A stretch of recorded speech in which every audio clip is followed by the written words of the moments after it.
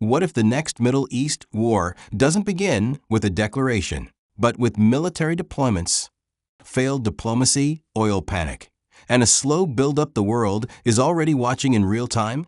Because right now, the United States is moving massive military assets into the region. Israel is preparing for another missile confrontation. Iran is openly threatening retaliation. And behind the scenes, the world's most important energy corridor is once again becoming a potential battlefield. The terrifying part? Most people still think this is just another cycle of tensions.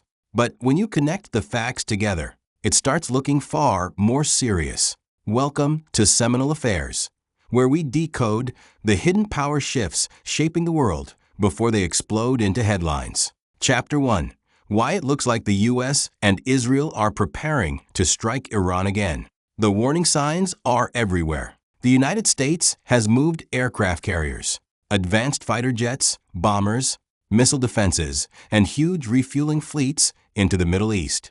Now here's why that matters. Refueling aircraft are usually deployed at this scale only when sustained long-range strike operations are being prepared. At the same time, Israel has increased missile defense readiness and emergency war planning. Then came the biggest signal of all. Reports emerged that CENTCOM has already prepared fresh strike options targeting Iran. Not diplomatic pressure, actual military plans.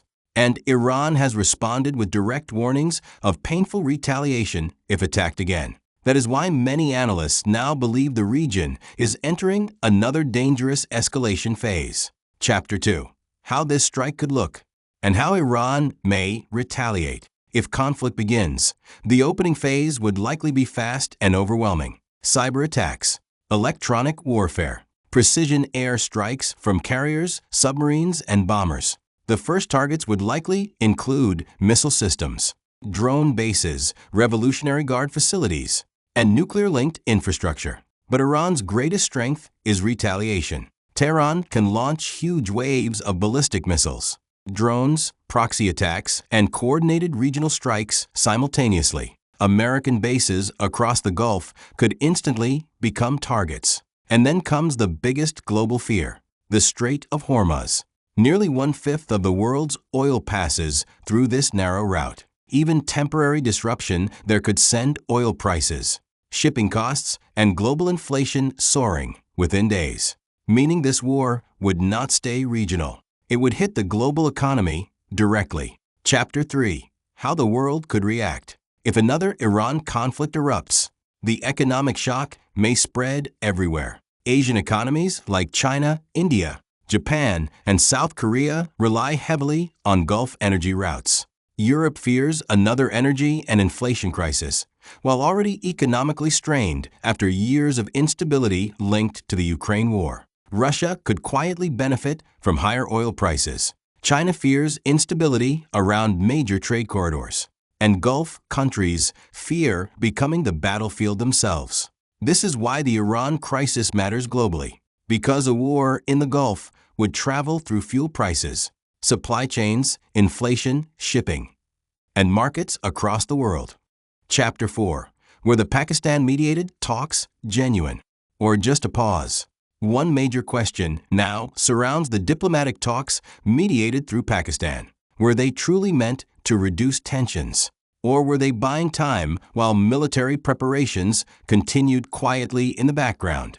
Because while negotiations were happening publicly, force deployments kept increasing. Some analysts believe Washington needed time after Iran's previous missile and drone retaliation exposed vulnerabilities in regional defenses. That has led critics to argue diplomacy may have acted as strategic cover while fresh military planning continued behind the scenes. And if talks fully collapse, history may view this period not as peace efforts, but as the calm before another escalation. Chapter 5.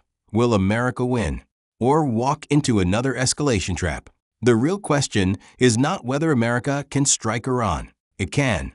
The real question is whether it can control what happens after. Because history shows the United States often dominates the opening phase of wars, but struggles with the chain reactions that follow. Iran is larger, more connected, and more regionally entrenched than many previous American adversaries. Even if major Iranian infrastructure is destroyed, Tehran may still retain the ability to destabilize the Gulf for months or years. And that creates the ultimate escalation trap. Every retaliation invites another counterstrike. Every counterstrike widens the conflict further, which is why this moment matters so much. Because another US-Iran war may not end with victory for anyone. It may simply begin a new era of permanent instability around the world's most important energy corridor. This is Seminal Affairs, where we decode the deeper power shifts shaping the future before the future arrives. Like, comment, and subscribe for more.